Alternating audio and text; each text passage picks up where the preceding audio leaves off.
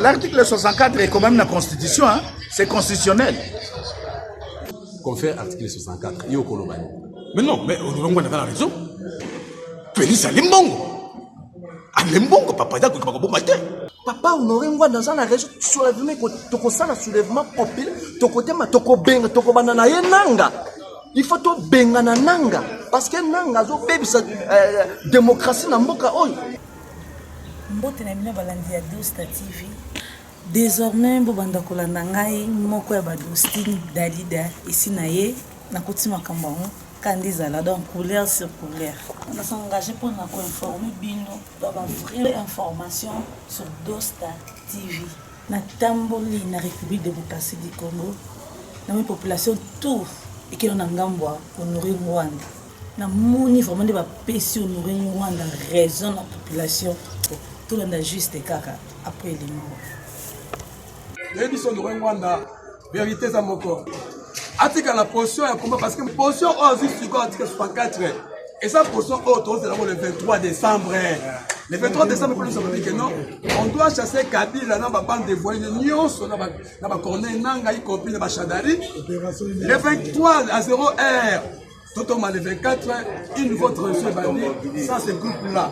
Là à un moment là je crois que va on a tout ba on a kata moka oyo faut ensemble. Va, ndeko topese mbote hein. Voilà, est-ce que tu as une réaction par rapport à la situation de la politiquement, procès électoral, tout le monde a vu partagé pendant que FCC s'est préparé, Nambong a trésor public, a dépenses, s'est préparé vraiment pour l'élection, opposition distraction, IDP Saki Nanzela Nae, Nangamu Nae, IDP Salembong, est-ce que réellement Aliaki? Oui, preuve mon année parce que Félix a désisté. Na association Basalaki entre opposants sans que Asolana Bandeko a su position naé bangambo batikali tomoni bango jusque là bazo kanate baza couteau tiré et kanda koma limité population va continuer de souffrir alors tous autres tourna est-ce que l'élection est réellement le 23 décembre ce que est-ce que vous allez libre et puis transparente na pese malo.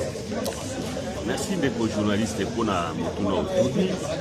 Omoni loko babengi élection ezalaka eloko ya mutu moko te. Élection donc ozolo bapona ba élection ezali c'est tout un processus oyo batu babengi ba politiciens bafata esika moko bayokani et puis bazwi mikano oyo tozomona ke yango moko donc institution oyo ezali censé ya koorganiser ba élection eza na mibeko na yango babengi loi électorale et puis eza na makoki esengeli ke ebongisa oyo ke kimia eza entre-temps en commun accord na population puis population mutu akovote.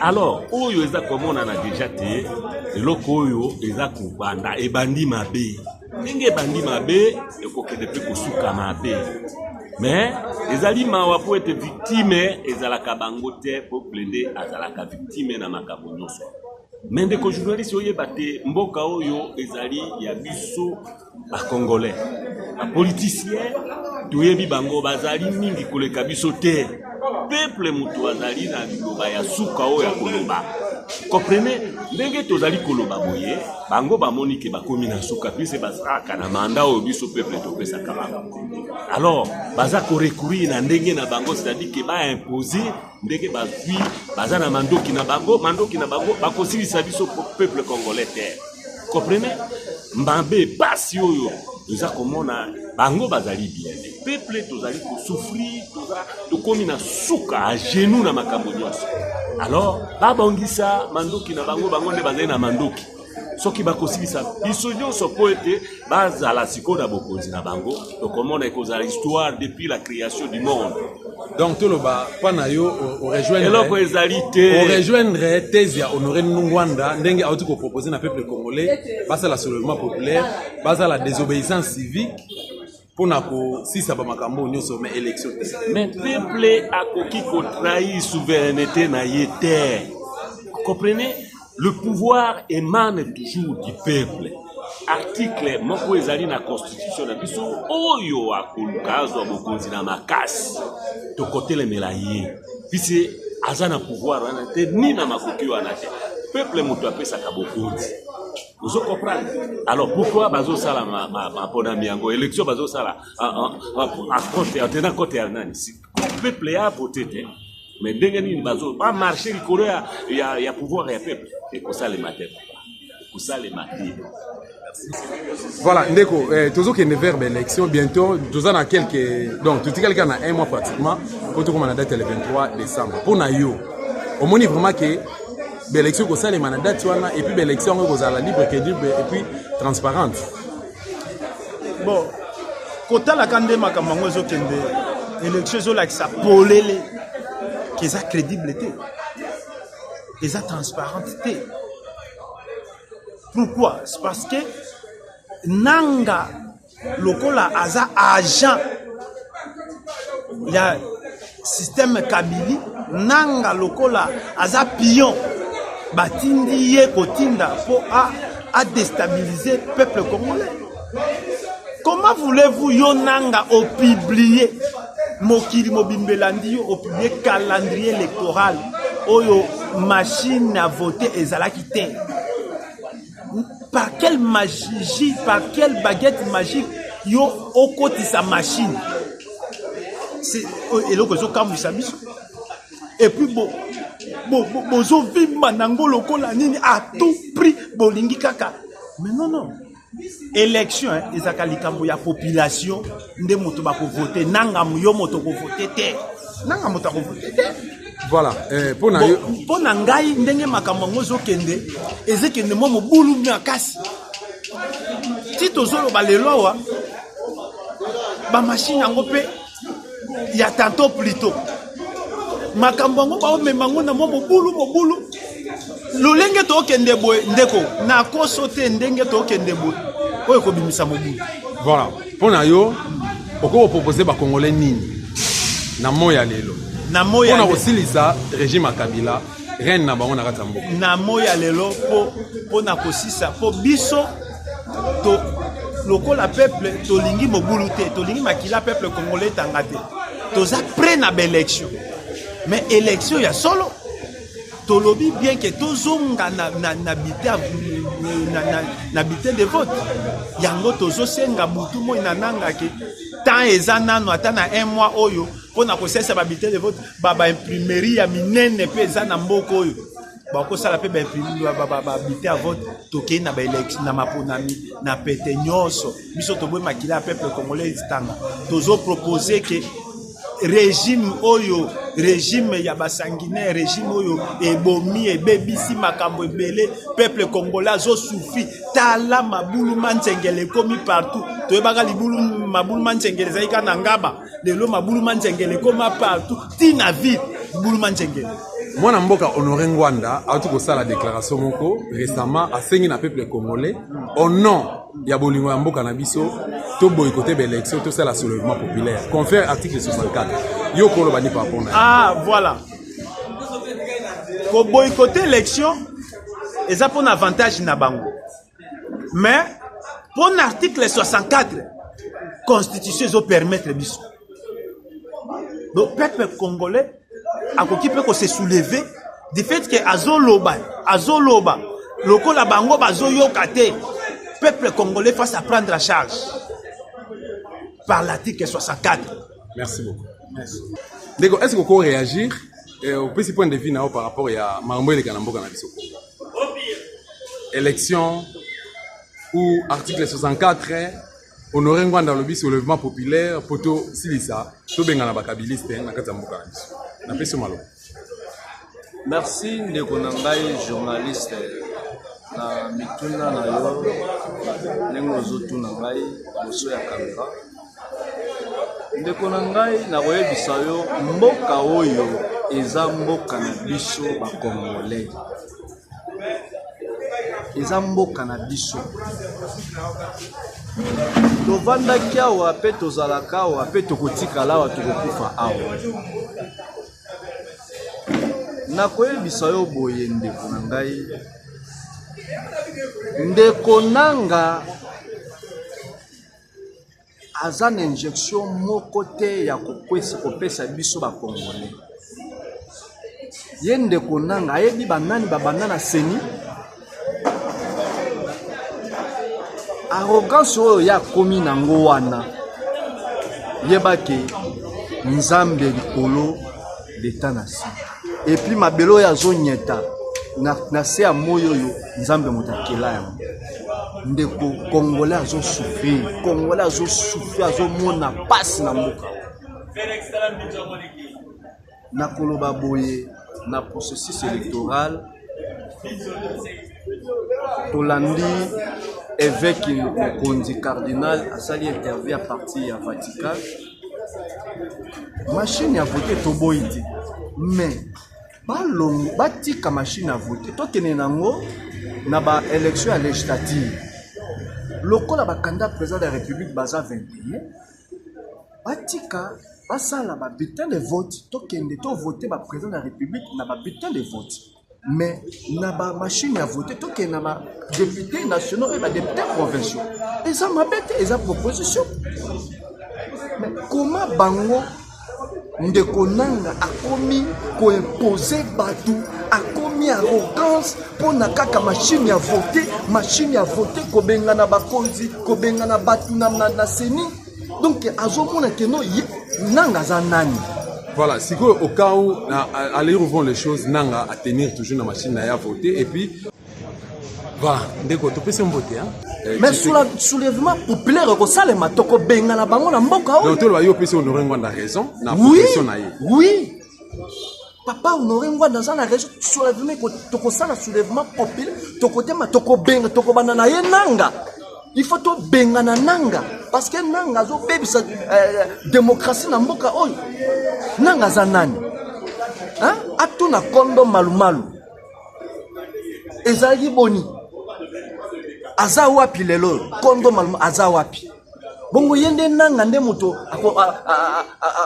omona ke no yende akosukisa seni okosenga na population ni tokosenga na population soki baza koluka bazozwa solution na machine ya voter te soulèvement populaire kosalama ndenge Papa Honoré Ngwanda lobi tokosala yango tokobenga na bango tokotumba ba machine ya voter wana oye nanga akomi nango ndire soki likolo donc likolo nzambe yende na se nanga tokosukisa bango. Merci. Voilà, lelo toujours qu'il ne faire élection les Congolais donc il ne faire élection mais finalement opposition na kati na bango division ezali et puis nanga zo tenir toujours na machine à voter atteint que citoyen congolais atteint que mwana mboka oza na ba droit na yo koloba. Bon, nanga koki ko imposer ba machine te. Ndeko. Oh, machine à voter ezali d'abord na kati ya lo électoral te. Ezali biloko yemoka fabriqué pour abimisa ba candidat na bango ya majorité. Parce que yaza muta PPRD. Il faut qu'on se le dise. Lokola za muta PPRD alingi abimisa ba PPRD belé toyebi. Na 6 millions wana oya ba électeur fictif wana sans empreinte. Toyebi ke ba député belé ba komona bango ezali na kati eloko wana. Machine à voter wana ezana wifi na kati, ezana carte SIM. Alors biloko wana nyonso tout biso tozolinga yango te. Il faut avant to kende na ba élection, biso opposition to boy élection te. Mais avant to kende na ba élection, il faut to dégager consensus moko autour ya machine wana. Soit tolanda procédure oyo archevêque Ambongo apesi. Ezalaki nini procédure? À lobby présidentiel va imprimer un bulletin de vote comme ça législative nationale na provinciale et kende na ba machine na bango à voter mais sans carte SIM na wifi. Honoré Ngwanda a tout ça la point de presse en Afrique du Sud. On a rassuré bien que nazala qui on a dit par un journaliste la semaine passée. On va poser des questions. Mais il a proposé boy. Tu as une expérience en 2006 et puis en 2011. On va voir que la population a récupéré monopole naé. Honoré Ngwanda a pris cette proposition na yo kolo banini. On fait article 64. Bon, ezali ligne ya ba préoccupation oyo ko sengama na démocratie. Au cas où population a moni ke loko eza ko arranger bangote ba ko sa soulèvement populaire ezali pe mabete ezali ligne ya ba proposition o esengami na kati ya démocratie to moni yango na ba pays ebele Afrique awa to ko tanga exemple ya ba Burkina Faso na ba Sénégal ba pays ebele sala yango Ah, voilà. Na habité population bazo koyoka ko ebisa ba ngoni. Bon, population baza koyoka ngai naza koseka na population ya mboka na biso boye. Maponami biso position toza nango d'accord. Mais machine à voter, il faut consensus c'est ça la autour ya machine à voter. Ce qui consensus c'est dégager wana ndeto kei na maponami. Au cas où esimité avec nanga soka tenir toujours wana. Mais à quoi qu'on tenir parce que nanga azali majorité y a peuple congolais. Mais Kabila za dictateur azana simanae et puis bazana secret ya candidat na bango Shadari azana poche na bango. Donc ngwanda lobi que au cas où ceux qui tenir toujours na machine na bango ya ko inciter population na haine, tobi malibanda et puis ko benga na bango de force. Qu'on fait article 64, j'espère que vous êtes d'accord. Bon, l'article 64 est quand même la constitution, hein? C'est constitutionnel. Voilà. Ndeko, tu peux se mboter. Mboter nao. Voilà. Finalement, procès électoral est en marche. Majorité présidentielle va se préparer sérieusement. Mais opposition a une grande opposition. IDPS d'abord, apparemment, va débaucher. Qui Félix Azumbongo. Akenae, va opposer au Batikali. Attendre que c'était dans 4 Nabango. Tout qui est vers l'élection. Est-ce que l'élection en a toujours qu'elle premièrement, ce que vous savez, vous avez libre, crédible, et transparente selon la Constitution ou la loi électorale. Mais c'est la chose a dit clair. Namboka nini o eko ko organiser l'élection, c'est ni bolobi il est indépendant. Mais tout le monde a matériel pour peut-être la CENI ba vainqueur, ils ont militaire. Intention nini bozana ngo. Le gouvernement congolais a nango. Après, vous avez non, c'est indépendant. C'est ni, ils ont que la poche, la majorité présidentielle. Il y a un monde qui a doté de militaire. Depuis l'élection en 2006, en 2011, est-ce que tu as vaincu les militaires dans cette élection?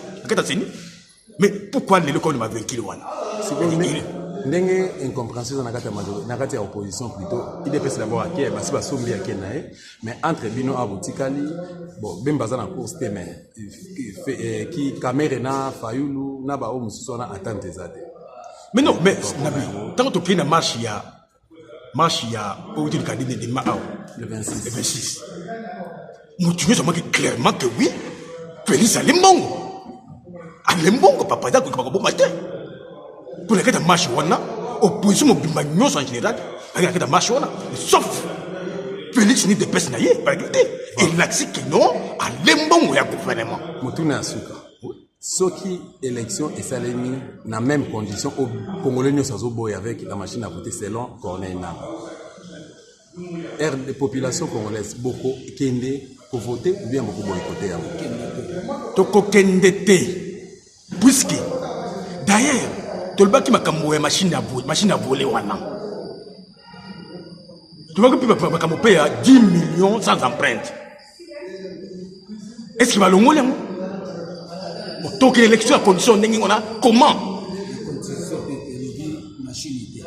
Constitution pour la carte de la constitution, ma machine d'égalité. Et par la machine d'égalité, et ma bulletin de vote. Bangon va brûler mboka oyo. Oyo bango azo lukandi ba yebi yango. Honoré Ngwanda na si webi papa Honoré Ngwanda ngana yo ye alobi boye. Na 2006 tozu expérience nango. Tozu deuxième expérience en 2011. Alors ce peut toquer ata ba tcheli biso ba machine manuelle to kolela ka ma ya misu. Alors il y a proposé des obéissances civiques ou les soulèvements populaires pour na aussi na régime. Confère article 64 yo kolobani. Mais non, mais Honoré Ngwanda a raison. Après c'est 100%. Le peuple congolais a tellement. La carte de la constitution, tu as la loi mon collègue qui non. Ce qui va s'entêter, tu as appliqué l'article 64. Il y a pour la population. Il y a pour la non, pour la population. Article 64 qui permet de peuple congolais à tellement à la ligne. Et vous vous battez?